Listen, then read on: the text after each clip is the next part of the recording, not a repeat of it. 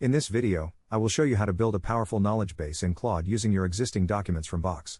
This process allows you to turn your static files into an interactive expert that knows your specific data inside and out. To get started, you first need to gather your materials.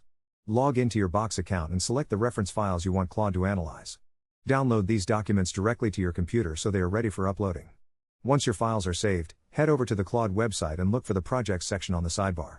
Go ahead and create a new project by giving it a clear name that reflects the topic of your documents. Now comes the most important part, which is building the actual knowledge base. In your new project dashboard, you will see a section labeled Project Knowledge. Simply drag and drop your downloaded Box files into this area. Claude will take a moment to process the text and understand the context of your information.